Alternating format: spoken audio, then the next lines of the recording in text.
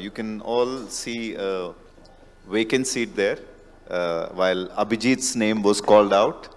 He's stuck in traffic, and I don't think he's bluffing today. It's raining, and it's pretty crazy outside. I don't know how we managed to reach here in time.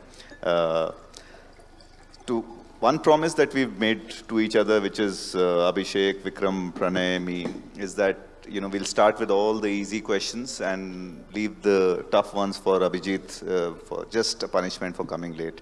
But anyway, so let's start this thing. I think we're talking about consumers, and a lot has changed in terms of consumer and consumer understanding from what it used to be to where it is right now.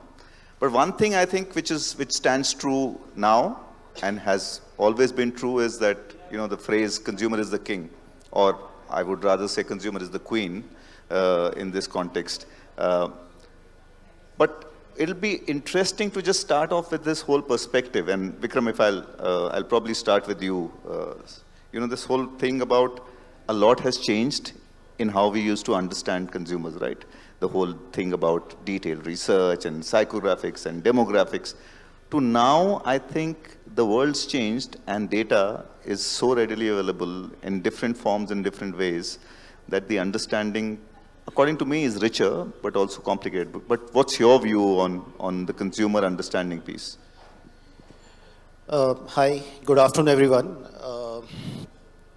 So I think one thing which is something that we have heard very often is, especially in digital ecosystem, is data is the new oil, or data is the oil.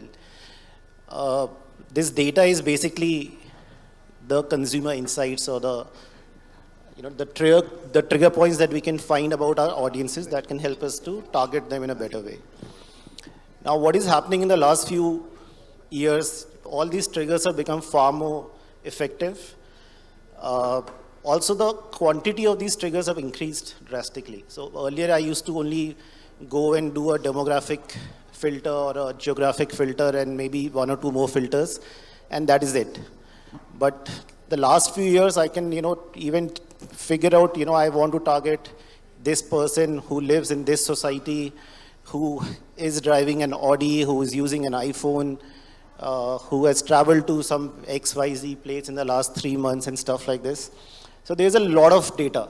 How do you first take a step back to filter down this data, understand how you want to use this insight and these data points, and then figure out your marketing strategy based on your marketing objective? I think that's the first thing that we need to figure out first. I agree with the point that you said that maybe there is also a lot of complication with, so many insights now. But it's a good complication to have. I can now make far more informed decision instead of just going on my gut or maybe doing a post-analysis of the campaign. I can now do a pre-analysis and figure out, what might give me a stronger ROI. Ultimately, it is going to come down to the ROI part of it. If some data point can help me to identify this kind of audience can drive a better ROI, I'll put my money over there to begin with. So that's how we look at it. From a performance marketing perspective, all the triggers are very, very important. It can also help you to do a far better A/B testing also. Both the groups can be, more targeted groups, and then, your ROI can be far better in that A/B testing also. So it's an interesting phase, I would say. For a marketer, it's a very, very good space to be in. In hospitality, for example, and I'm from hotels, so I look at data from that angle. There is so much data that we have of a customer. The kind of travel behavior they will have, the kind of eating habits they will have, how often do they like to travel and all. So that's the first part of it, collecting data, but how do you use the data, and then how do you put the strategies to target the customer back? I think that's where the entire game is, and it's a good sort of a period for us, I would say that. Yeah, I would tend to agree. It's complicated, but it's fantastically good. Welcome, Abhijit. Thank you. We've decided that since you're a little late, as a mark of punishment, the tougher questions go to you. Have you caught your breath? Can I put the question across to you? Absolutely fine. Yeah. So the question was simple. Lot has changed in terms of understanding consumer, and the free flowing data at our hands is the point of difference. What, according to you, is the difference from where we used to be in terms of understanding consumer to where we are right now? Your view. Yeah.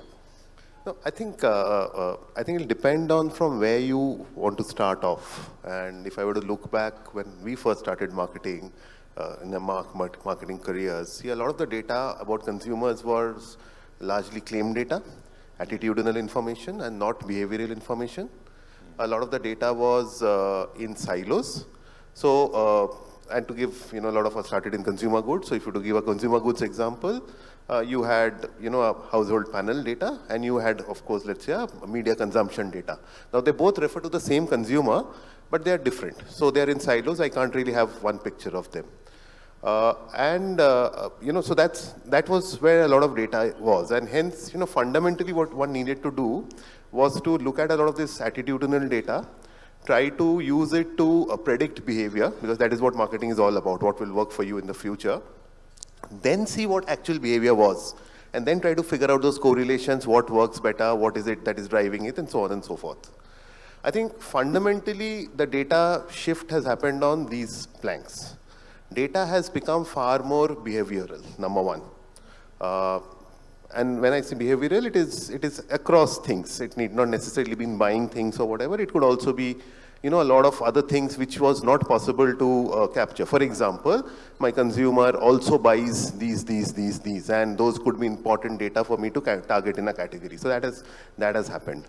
Two, these silos are coming together, merging. So it's possible to make that one view far, far better, far more personalized, holistic view of the customer. Thirdly, one of the other problems initially was, the data would come at a lag. Now the data is far more real time. So that's the third benefit, that's kind of happened. I think it's more, less aggregated. It's more, N:1 sort of data. So these are the 4 changes I largely see that have happened. And there'll be many, many examples, how you can use them and so on and so forth. So more for the better, yeah. Interesting view. I think very interesting. I love the reality of breaking silos, which is absolutely the truth. It used to sit in silos. But when we are talking anything for that matter now, not talking about AI and ML will be, a sorry state, right? So I'll put this question to Abhishek and Pranay, both of you, and we can start with Abhishek. But you can also give your perspective on where we used to be to where we are, and then possibly the role AI and ML are playing. But of course, that's my question to you. You can start with the first perspective. No, perfect. A perfect question to start with, actually.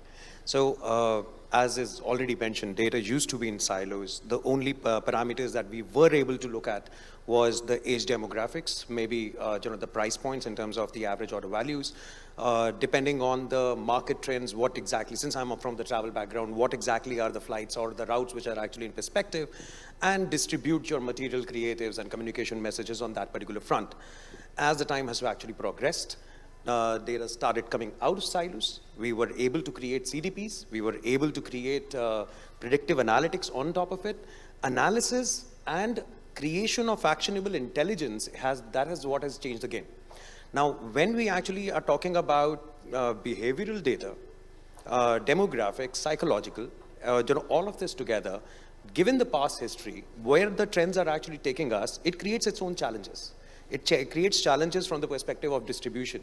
My analysis might be, at par with the market standards, or maybe, going a little above that as well. But am I able to communicate with the customer at the right time and at the right point when he's actually looking at the product that we want to sell to him? So predictive analysis definitely comes into picture. But what also comes into picture is that can I use AI and ML to create the right distribution strategy, which could encompass all the channels that we are operating upon? We're talking about performance, we're talking about displays, we're talking about social, we're talking about retention. When we're talking about all these channels, every channel has a separate time frame in which you can track a particular customer, target him, and get him to come to the portal again and get a purchase done.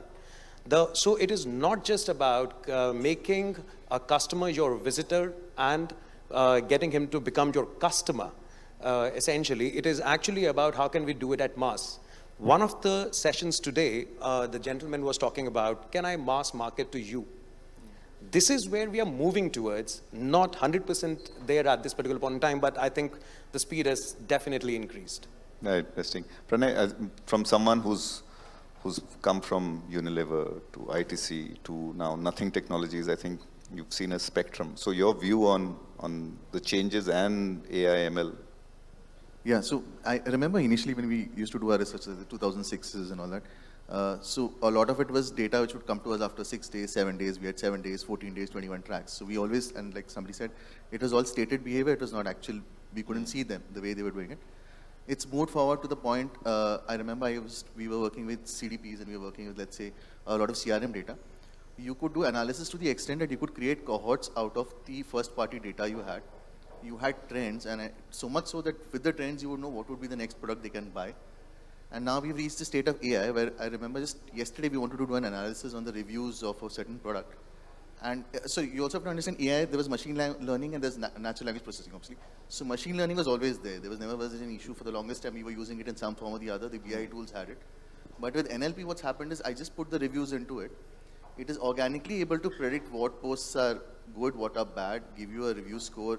The entire objective or the entire intent of, let's say, finding out how the product performed, it used to be such a difficult task which required a person to basically check through everything, is being done in minutes. And if you see the transition, right, so from base databases to BI to now AI, the transition has been such that no longer do I need a data lake. So for example, earlier there was this organizational part, and I just did it for Unilever about 4 years back, where we did a data lake where all the data was put together in one place. Now you can effectively have data pools, like you could have pieces of Excel with you, just put it together in one command to ChatGPT, and ChatGPT gives you an analysis taking all the 4 data pools together, which is something we could never do earlier. It used to take 3 days to set up a BI pool, right, in those days. So that's been the transition, and that's something really interesting which is happening. And you know, we're talking about past. This past is not many years back. It's just, this change has happened in like months possibly. That's how fast it's been. So, you know, we're talking about consumers, we're talking about data, we're talking about AI. One interesting thing about marketing, and one big shift that I see in marketing, we were all about just the brand, just the consumer, just the top funnel. But I think one thing that's changed in marketing is the whole play on the business front. I think marketing is as much a part of the business part of it. So this whole shift from just consumers to customers is also a marketing's job here. So Vikram, what is your take on it? And then of course, then I'll go to the other gentleman. So I think what he kind of highlighted about, with all the data and all your ML, AI, everything together, the biggest challenge marketers are facing is the distribution part of it now. People have, taken up a lot of these products. A lot of marketers have taken these products to get the data in the right formats and everything. But when it comes to distributing it in the right way, I think that is still something which is sitting in some silos and not probably connecting in the right way. And that's leading to a lot of wastage of funds for marketers also. I think the moment that starts to also streamline a bit, I think marketing will be far more effective. In our case, for example, the way we collect the data and then the way we connect it back with our CRM and our marketing strategies and all, it has started to help us quite a lot in the last 3 or 4 months. But if I go back before that, we were also sort of struggling with that.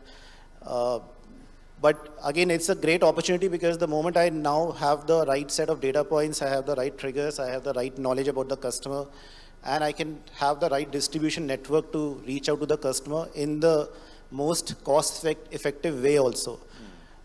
Do I have to send him an emailer or a WhatsApp or a notification or something else which will make him click and come back to me?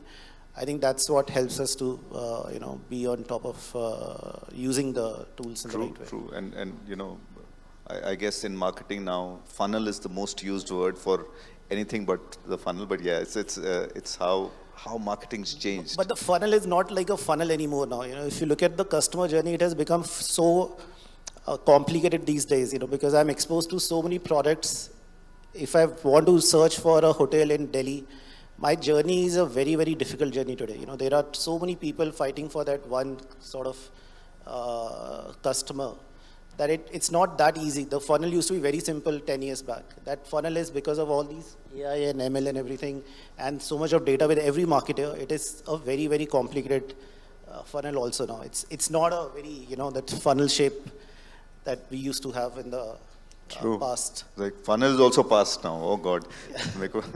So again, the same question to Abhishek, and then I'll go to Abhijit on this one. But if you can also give any examples that you have in your head from your experience in terms of this whole shift, which I find pretty interesting, is that from a consumer to a customer, that whole role on the business front that we in marketing we expected to play.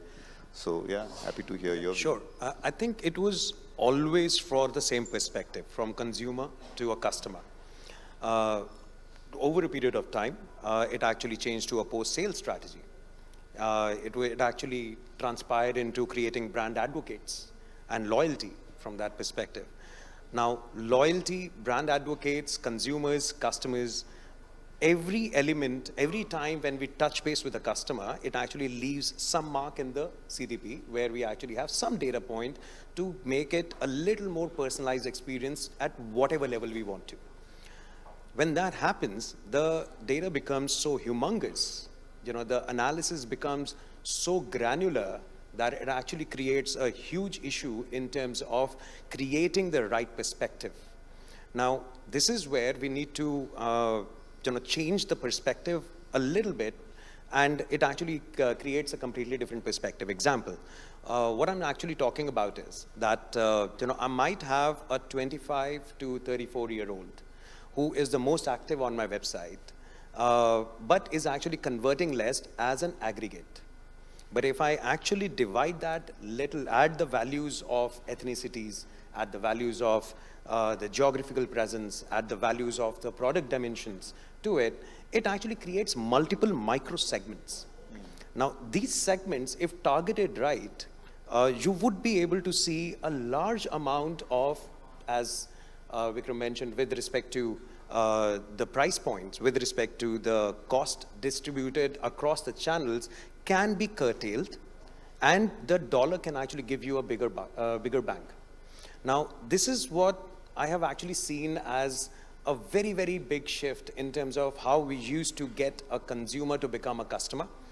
And now we can actually see that there is a 10, 20, 30% increment or decrement in the amount of money that we are spending, and we are actually getting a higher conversion rate. So what I'm talking about is because that's the buzzword for me all the time. Yeah, a higher conversion rate would automatically get my cost per acquisitions down, and so on and so forth. So that's the change that I've actually seen. And it's fascinating from the perspective where I sit. It's completely changed, right? We were only talking about just the brand image to now we are also talking about converting. So it's quite fascinating. But Abhijit, your view, from your perspective, and any example you want to give in terms of. So for me, all and the functions or the organizations have been part of, I think marketing always had a seat on the table as far as business was concerned. I don't think it was an outside function which was only doing top funnel, as you say. So in various and very different contexts, it was trying to get more customers for the business, to get customers to consume more. And how do you get customers to consume more? Either create new occasions, or give them a reason to consume. Okay, something more, some different offering, etc., etc. So I think marketing always did that, in my opinion. And hence, I'll give you some examples over the years. So something from my previous employment, you looked at data, and I touched upon attitudinal versus behavior, and I said why attitudinal data or claimed data, you always have a challenge because people claim, overclaim, we all know that, as we were taught that as marketing students. Social settings, blah, blah, blah, and hence the challenge as a practical marketeer is to model it, to see, what comes out of it and match it with behavior, blah, blah, blah. But if you get into reasonably behavioral data, try to capture that, you may able to understand. So one of the examples was, and when I was part of a consumer goods company, and we were working on some food products, You know, what you did was you captured people's behavioral data over a period of time, cross-category.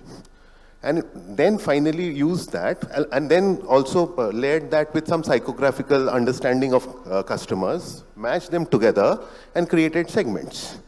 And what it led to was, you know, occasions into periods of day where, you know, which were completely open, where, you know, products were not getting consumed.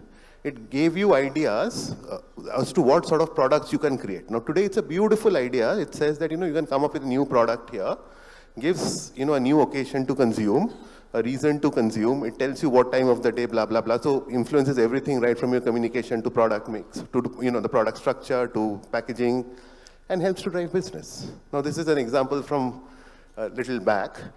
And this was far before, you know, words like CDP and, you know, ML and, you know, AI, etc. became fashionable. They of course always existed.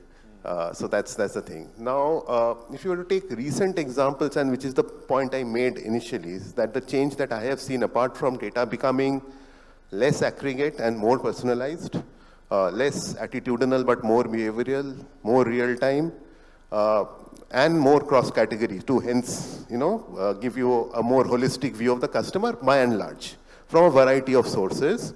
Now, if you look at that, a lot of our opportunities have come from there.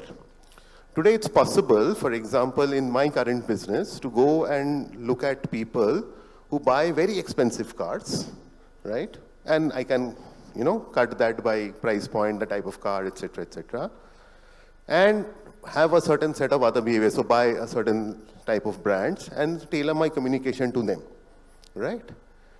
It is possible through a lot of this cross-media tools that are available to say that if I have been exposed to a certain type of communication on TV, specifically target those people on another medium with a more, you know, easier to understand or a more actionable messaging. Right? Lower down the funnel. So it's possible. And we've done that. So now, how is it, you know, how does it help? And it's dependent on the brand problem. Now, if I'm on a brand where I want to drive greater frequency of messaging, I want to make it more salient, and I can't do on TV beyond a point, so then, you know, after, let's say, 3 exposures on TV, I target that person on mobile with a far, you know, more actionable messaging which drives him there. Or if I'm trying to target users from a competition brand, I may actually target competition's, ads, and then target all those people who visit the competition showrooms. Now, these are all things that are there, all of things we have done, I've personally done, and so on and so forth, right? So all of this is possible to do, gives you a far, you know, sharper way of targeting your right consumers and making them customers, is the way to put it.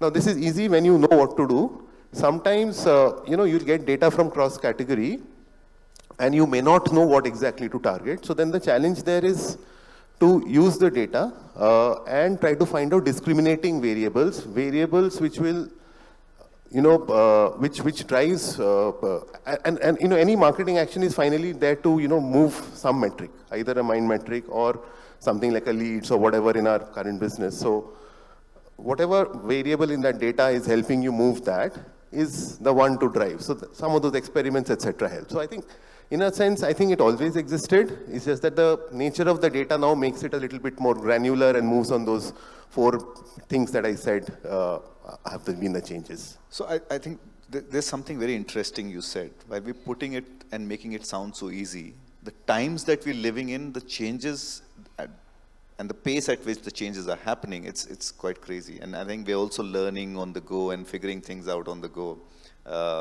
And yeah, you know, a few years back, if you told someone what CDP is, they'll probably say it's a vehicle number plate than anything else. But yeah, it is that. Yeah. So you know, we're talking all about disruption. We're talking about how times have been disrupted, how our understanding of consumer has been disrupted. You know, we're talking about disruption to a different core. And I think, Pranay, you're talking about a brand which has caused a lot of disruptions, like Nothing Technologies. From your perspective, you know, how would you put this across in terms of, from a consumer perspective, of course, because finally that's the person whom we're talking to and whom we're targeting. Uh, are the changes that you're bringing over here probably at nothing or wherever else that you think? Uh, your perspective on this. Yeah, so for us, the interesting task is, so as a company, we were known for having disruptive products, which most people usually have the issue of having a generic product which needs to be made disruptive through marketing. We had the reverse issue that our product was always known to be disruptive. The issue, if anything, we had is very few people knew about this product, and therefore there were fewer people buying the product. So the way we had to go about it is, while maintaining the disruption of the fact that we are different from the others, we had to also make it a little more appealing to the larger mass of audience. While all this time, because we are a startup, we are one of the smallest players and the smallest spenders in this category, we had to do it while maintaining our ROI. So ROI optimization has been a keyword. Okay. So we went across the funnel. So the funnel from the top, and I'm saying as basic as the segmenting, targeting, positioning part, which was done in a way that we kept our money down to the very few people who are the most highly indexed in terms of this category, who would be interested to buy a product. At the next level, even in terms of the CTRs, the way we work is, we work with Metrics Labs, we work with a couple of agencies where every piece of communication that goes out, while it's being A/B tested, it's also pre-tested, so that the conversion of the CTR is always the highest. And now CTR has been the highest in the market. It's the benchmark for most competitors also. So that's one part of the funnel.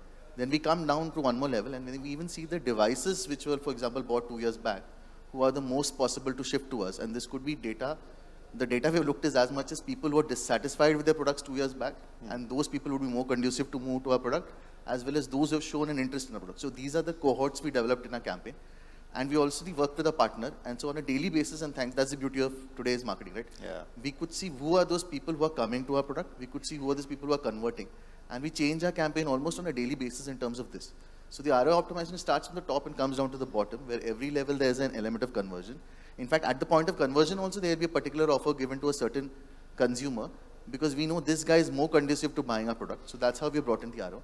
And that's probably one of the reasons our growth is also reflecting that kind of an approach, where it's always been ROI optimization. So that's how we've done it. Yeah, you gave me a staggering number. I can't even use that in terms of growth. But yeah, it's fantastic. And I think the truth is the dynamism in which you need to respond. And then, in fact, officially, yesterday, analysts' result came as some 567% growth. Obviously, the base is also smaller. But the dynamism also, so the point is, to be in this segment, we need to have those high volumes, because the moat in terms of R&D, production, in terms of scale is very big. The people we are kind of competing with are behemoths. None of them is a company smaller than, let's say, a few billion, right? Each of the companies is that size. So that's the reason our thinking also has been, we are small, we are aggressive, and we need to do these things to pick fights with the right competitor at the right time, and then get shares, and that's how we're playing it.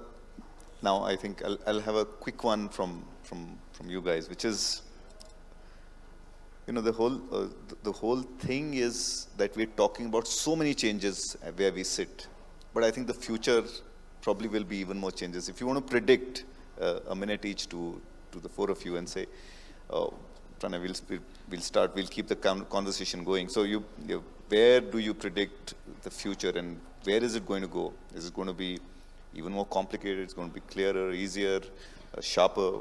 What's your take? So there are two parts to it. So in fact, AI, for example, is going to make our life simpler in terms of analysis, business intelligence, etc.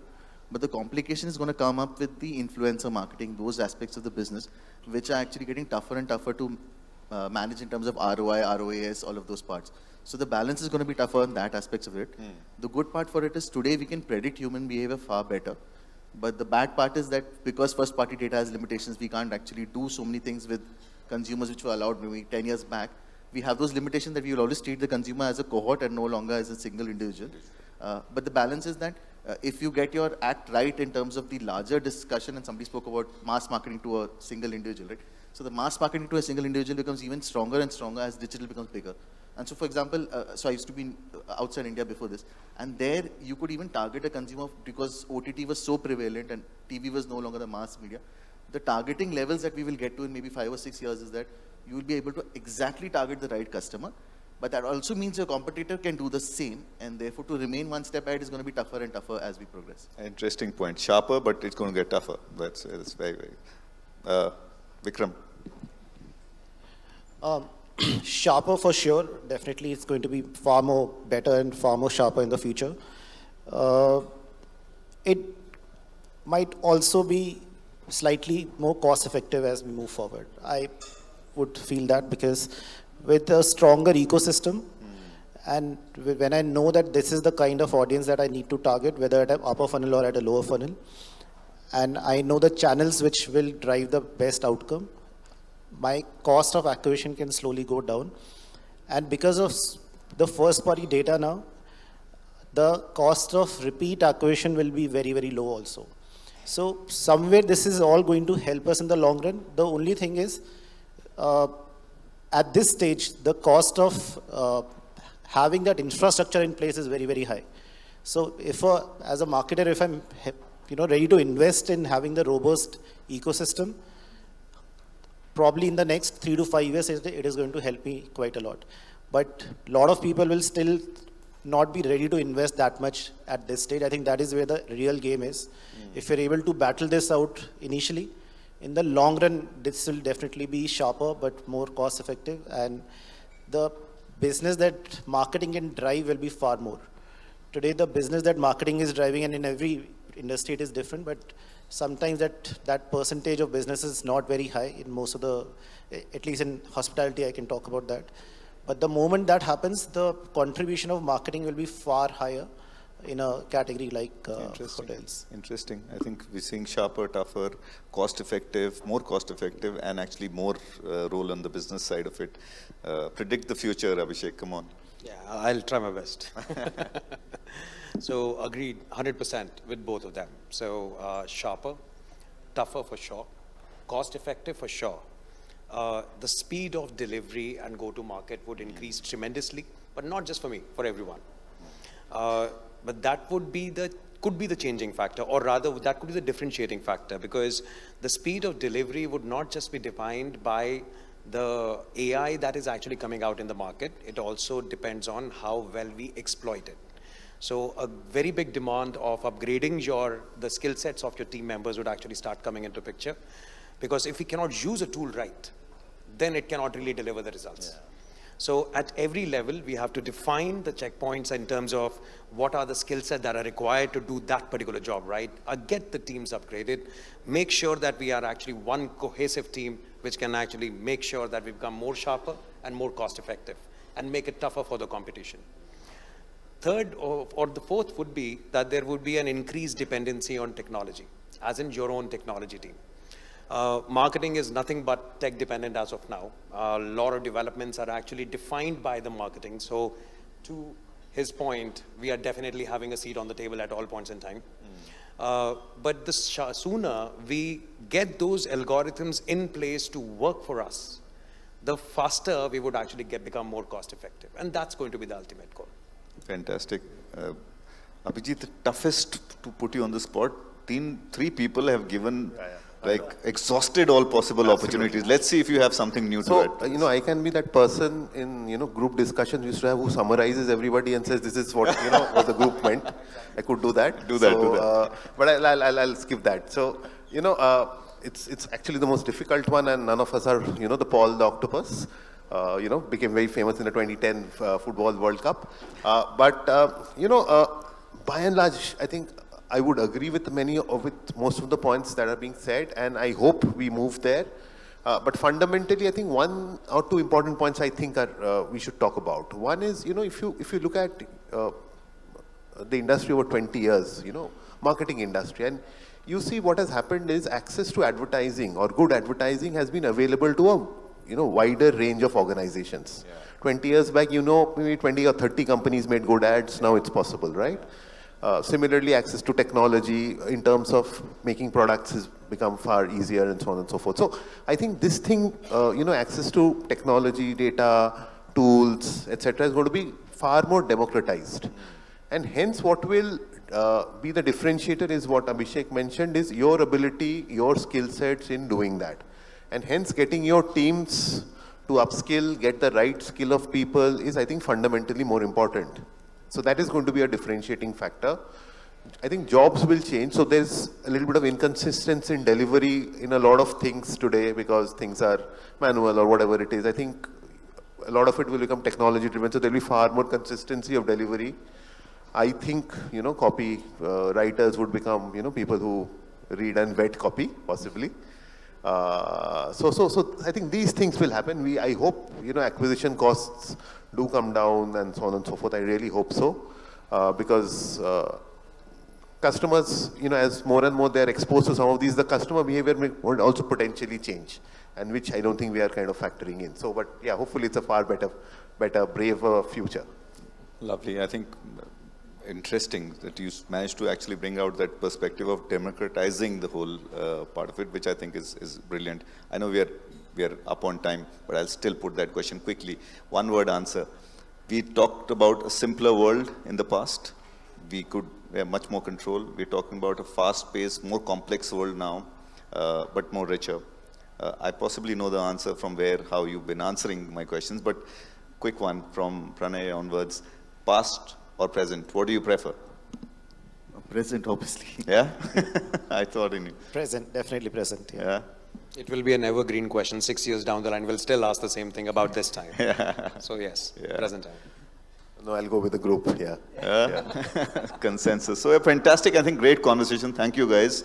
I think lots changed from where we were, but I think interesting times. And like you said, democratizing is the word. So yeah, we're doing fine, we're doing great, and lots more to happen in the future. Thank you, guys. Thanks so much for the conversation.